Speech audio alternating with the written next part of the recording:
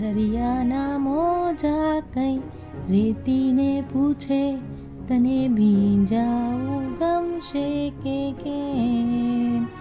એમ પૂછીને થાય નહીં પ્રેમ, એમ પૂછીને થાય નહીં પ્રેમ.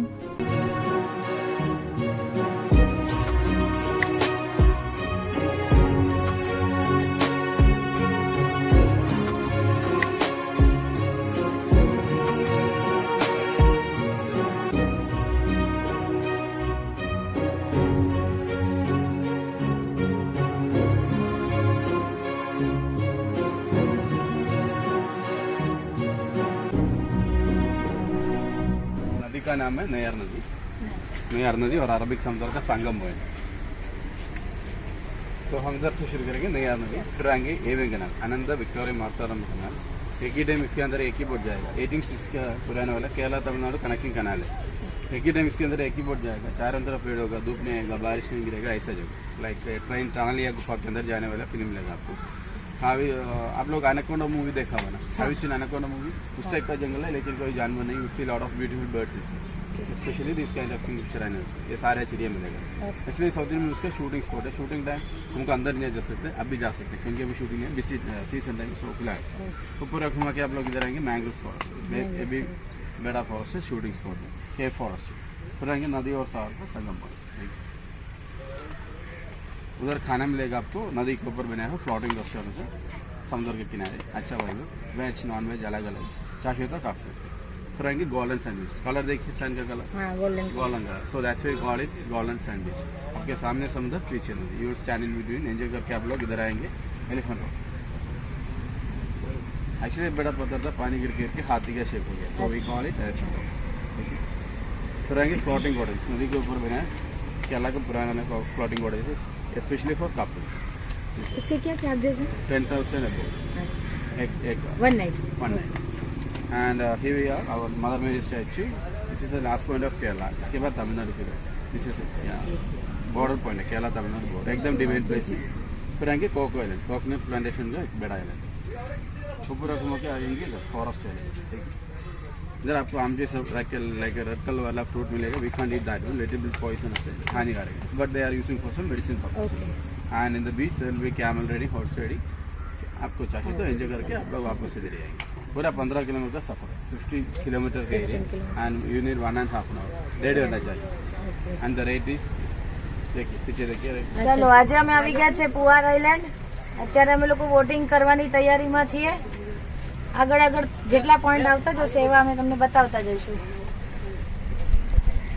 અમારી એક બોટ આગળ નીકળી ગઈ છે. આ અમારો પહેલો અનુભવ છે બેક વોટરમાં. બહુ સરસ જગ્યા છે. આની સુંદરતા કંઈક ઓર જ છે કે આ જે નદી છે એ ત્યાં આગળ જઈને સમુદ્રને મળે છે. એટલે તમને હું આજે પોર આઇલેન્ડની સફર કરાવીશ. અમારી સાથે જોડાયેલા રહ્યો, આગળ બહુ મજા આવશે. કેરેલામાં આ જે બેક વોટર છે એમાં નાની નાની નહેરોમાંથી જવાનું, ચારે બાજુ જંગલ, વચ્ચેથી નાવડીમાં નીકળવાનું, સામેથી નાવડી આવતી હોય, ચારે બાજુ ગ્રીનરી હોય. શું મજા આવે, તમને ખરેખર આનંદ આવી જાય. આ શું છે બધું? અને આ બાજુમાં છે मैंग्रोव. पानी आगे नहीं बढ़े इसके लिए जो मैंग्रोव जो होते हैं वो पानी को रोकते हैं ताकि वो सिटी में ना आए ज्यादा. हाँ इसके बस इसके. There's not a single day that passes without you on my mind. Not even 1 minute can end up before you come around. I yearn for the days when I see your face here before me. I long for the times you held me in your arms. ये picture ना shooting થાય છે અહીંયા. ભાઈ નારિયેળ મળે છે. આપણા પાસે ટાઈમ નથી ભાઈ નારિયેળનો. You were here to give me everything I want, but I know that life's unfair and we can't always have it all. Oh, oh, I wish that you were here. Oh, oh, I wish that you were here. I wish that you were here.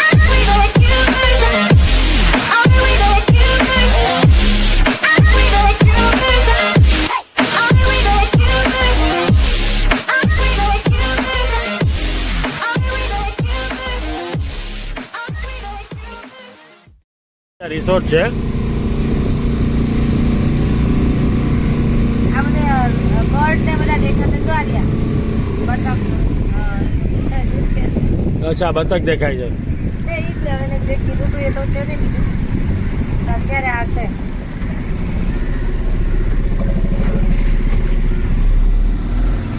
હવે અમે લોકો ધીરે ધીરે સાગર ઉપર જઈ રહ્યા છે, જ્યાં નદીનો સંગમ છે. એટલે મેં કીધું ભાઈ સ્પીડ વધારો, પરંતુ એ તો એની રીતે જઈ રહ્યો છે ભાઈ. હમણાં જ અમે પહોંચી જશું. બાજુમાં પણ બોટ ચાલી રહી છે.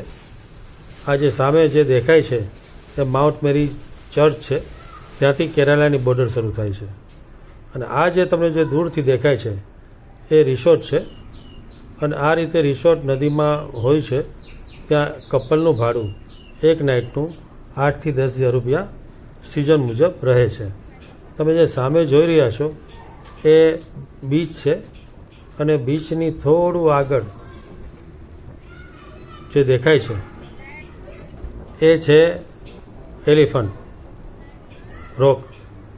આ એલિફન્ટ રોક એટલા માટે બન્યો છે કે ઉપરથી પાણી પડી પડીને સાઈડમાંથી મોજા આવીને એલિફન્ટના શેપમાં આ બની ગયો છે.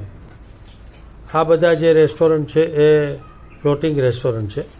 ત્યાં તમને વેજ નોનવેજ બધું જમવાનું મળે છે. હવે અમે હમણાં જ નજીકમાં પહોંચી જશું બીચ પાસે. આ જે બીચ છે ને એ ગોલ્ડન સેન્ડ બીચ છે. ખરેખર એક સાઈડ નદી અને એક સાઈડ બીચ. નજારો કંઈક અલગ જ છે.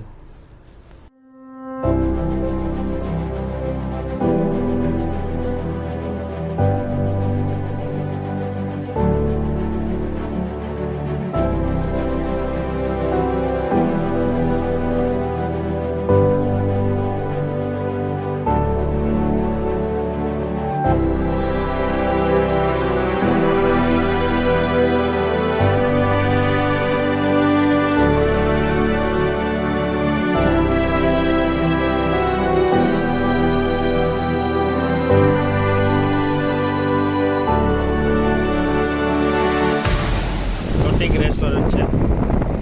તમને અહીંયા વેજ નોનવેજ આ તો 100% વેજ છે, અને 49 વેરાયટી છે ઢોસાની. આ છે સંગમ, અને સામે તમે જોઈ રહ્યા છો સમુદ્ર.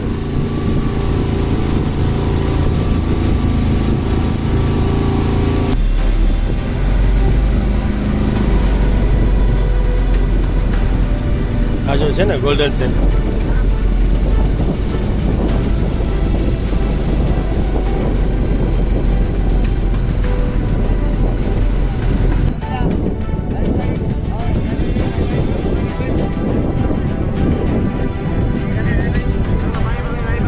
कितना रुपये?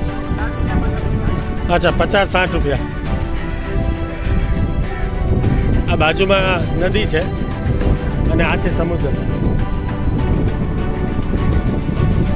આ સમુદ્ર અને નદીનું મિલન એટલે કે પુઅર આઇલેન્ડ. જબરજસ્ત. વાહ, શું મોજા ઉછરે છે. મસ્ત.